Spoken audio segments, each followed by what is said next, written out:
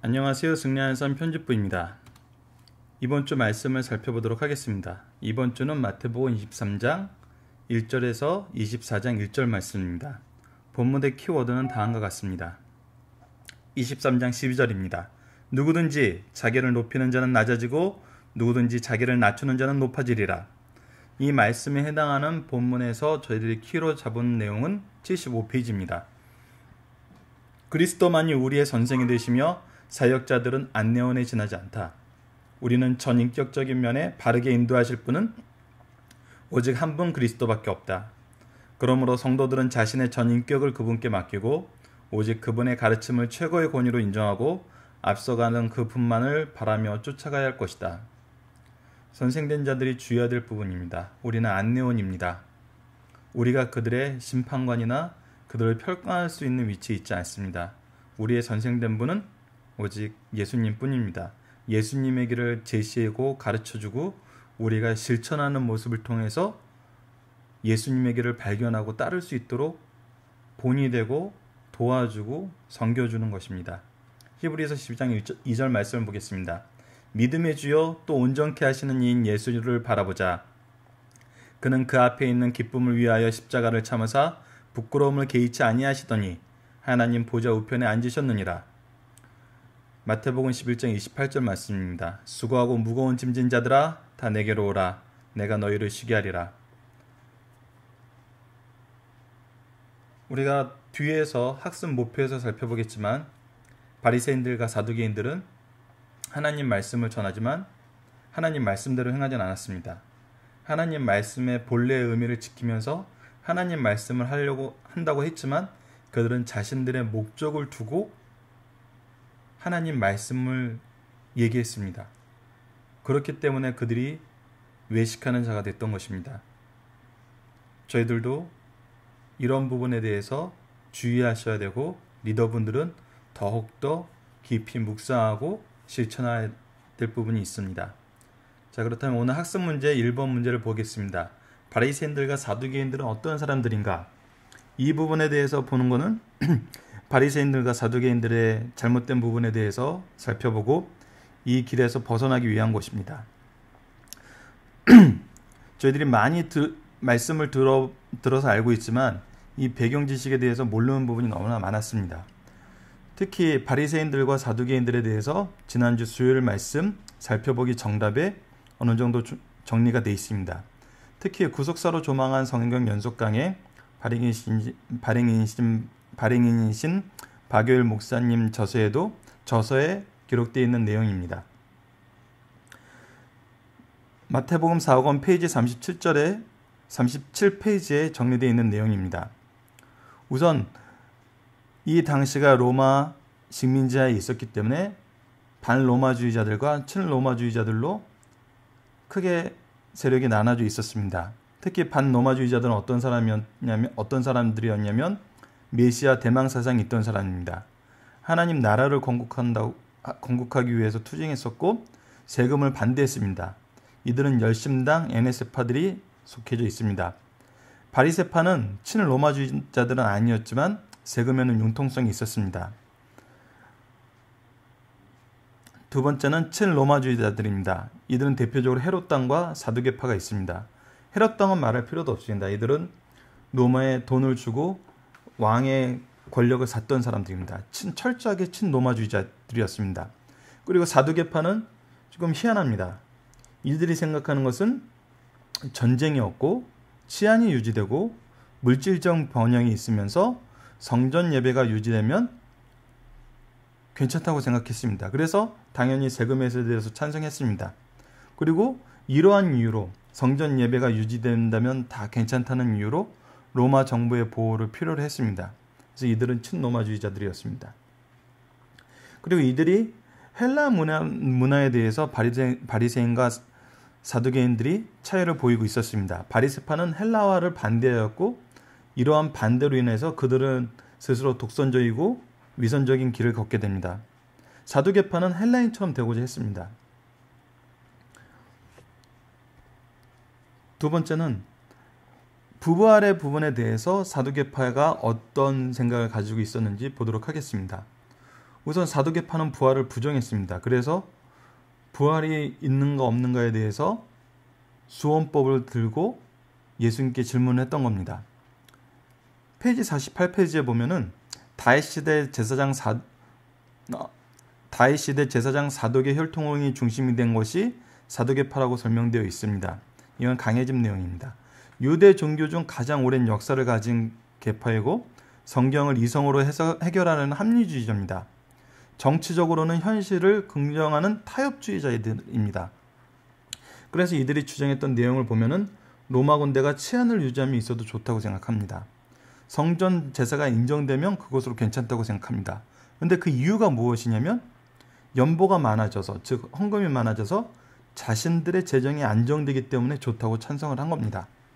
그러면서도 사후의 부활은 부정합니다. 천사의 존재도 부정합니다. 영혼의 존재도 부정합니다. 그런데 이 사람들의 혈통을 보십시오. 이 사람들은 다윗 시대 제사장 사독의 혈통입니다. 제사장이 무엇입니까? 우리의 죄를 속죄하시는 예수님의 예표로 제사를 지내는 직분을 가지고 있던 자들입니다.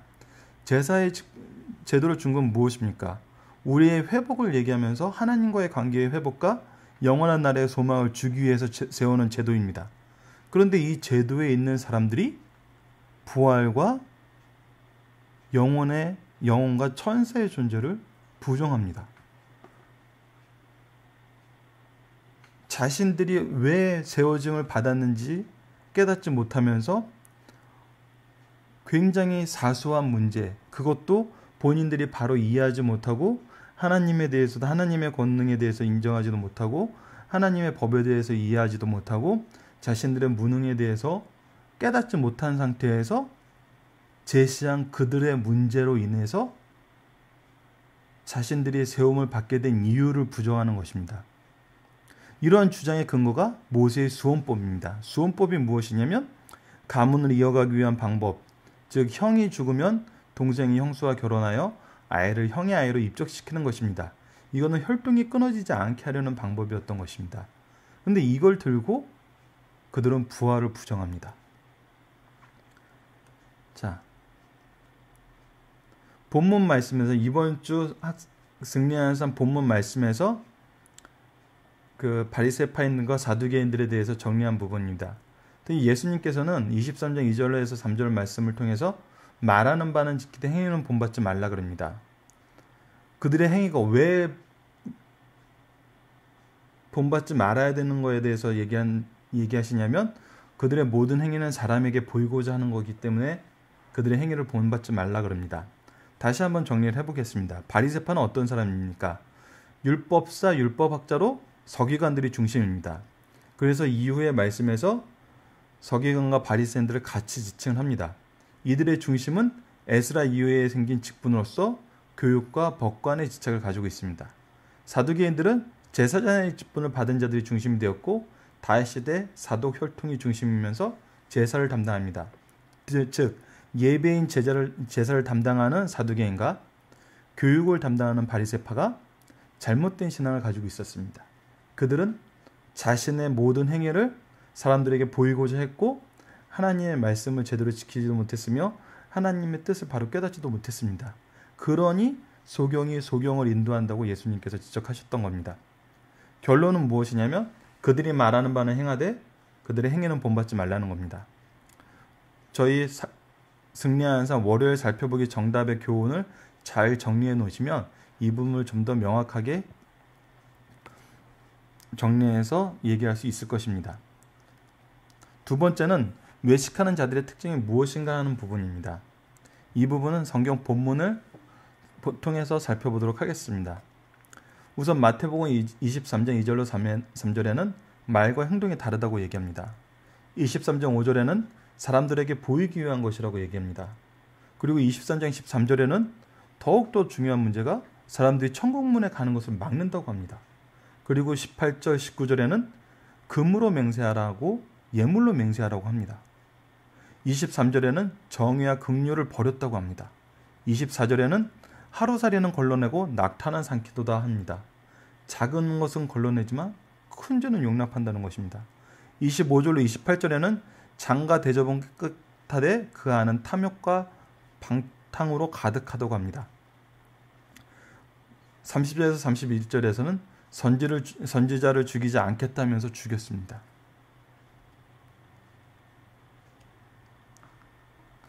왜 이 사람들이 이런 외식을 하게 됐습니까?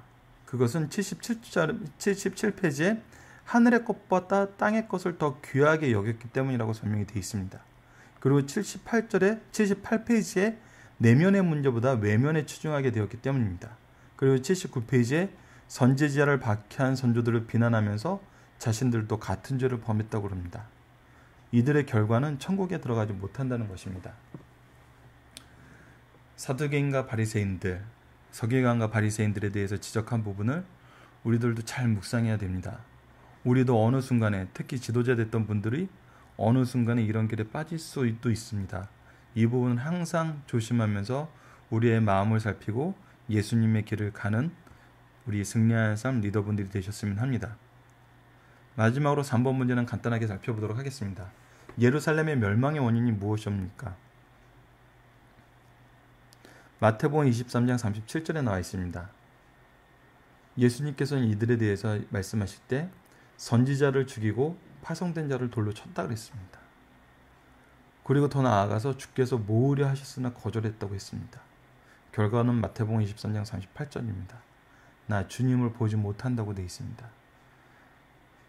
구원의 문제에서 예수님께서는 심각하게 다시 얘기하신 것입니다.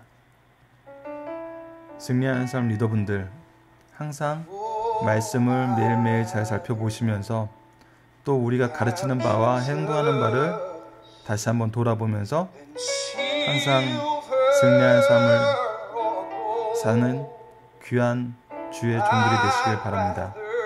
특히 말씀을 연구할 때 말씀 본류의 내용을 잘 깨닫는 것을 먼저 시행하시고 바로 배운 것만 가르칠 수 있는 승리하는 삶 가족 여러분 되기를 바랍니다.